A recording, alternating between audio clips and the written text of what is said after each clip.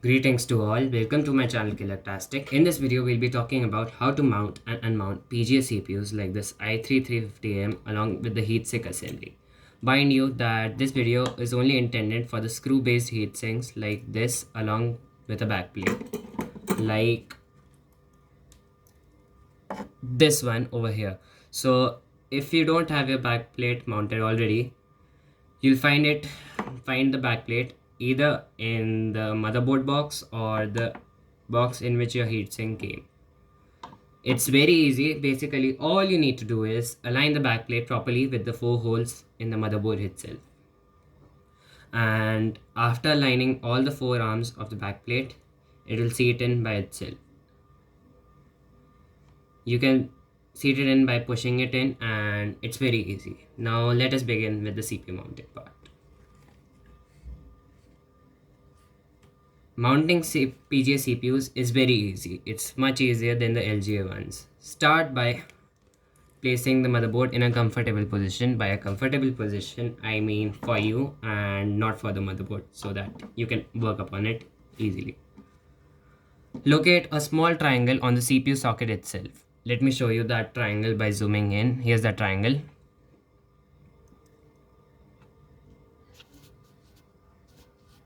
There it is.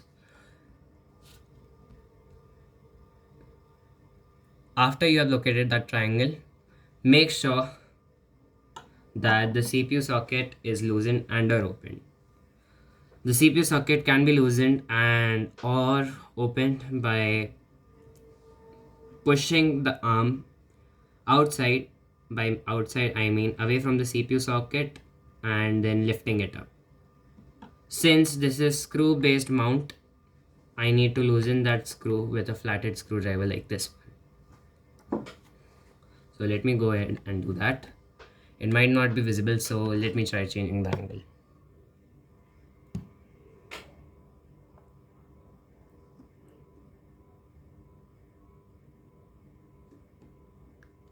After you have loosened the socket, align the CPU by holding it sideways like this,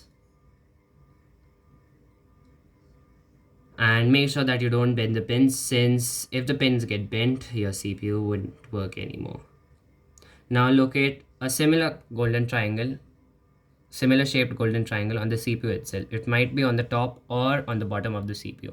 Let me try focusing. Yeah, so can you see that triangle? It might be on top for some CPUs. So this one has both on the top and the bottom.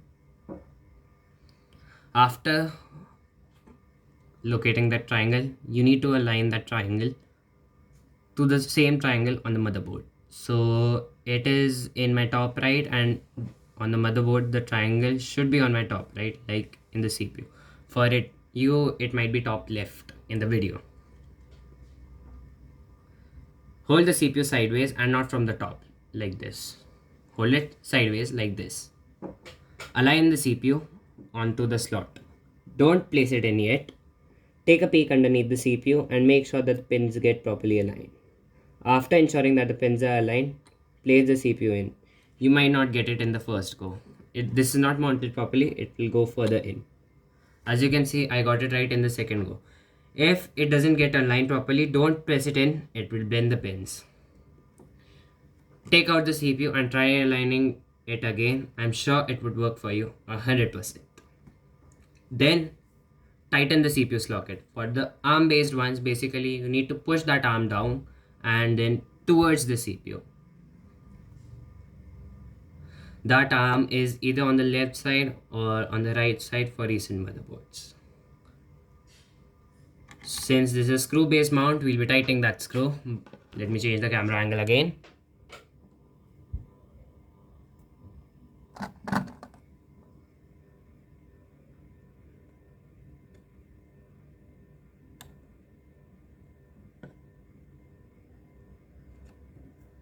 Now comes the heatsink mounting part. Mounting such a heatsink is very easy. Start by aligning the heatsink properly in the right direction. After you get all the arms and the screws aligned properly, start by tightening the screws diagonally. Since this is a laptop motherboard, it has a common heatsink for both the CPU and the GPU. You may wanna get a Phillips head screwdriver for this. Let us start by tightening all the screws diagonally. I'll be showing how to tighten one of these since tightening screws is very easy and that part is boring. By diagonally, I meant that first, if you tighten this screw, then you'll be tightening this one, then this one, and then finally this one. Let me go ahead and tighten all the screws, then resume with the video. After you get all of those screws tightened, you need to mount the CPU fan header. So now you need to look for a little header on your motherboard labeled CPU, fan or AIO. Then align the fan header properly for its slot.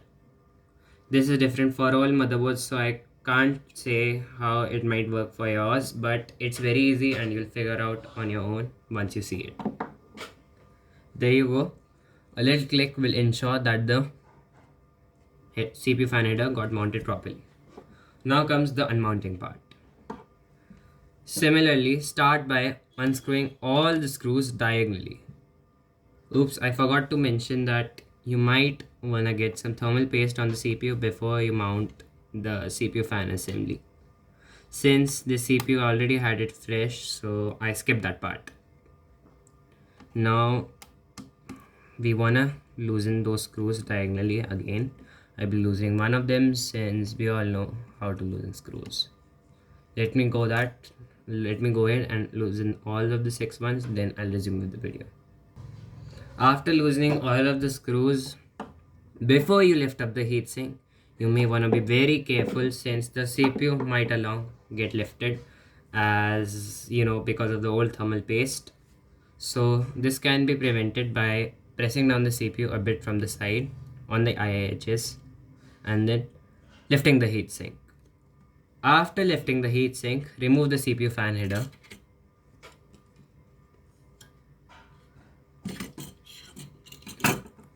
After removing the CPU fan header, you can put the heatsink away. Now we need to open and or loosen the CPU socket. For the ARM based ones, basically you need to push the arm away from the CPU socket and lift it. For the screw based mountings like this one, you need to get a flathead screwdriver like this and then loosen the CPU socket by turning it towards your left. For tightening, by tightening I mean mounting the CPU, you want to tighten it towards the right. You might hear a little click, don't worry, that is to ensure that you loosen the CPU socket properly. Your pins won't be bent if you hear a click. So as you can see, the pins on this are in pristine condition. So that's it for this video. Thank you.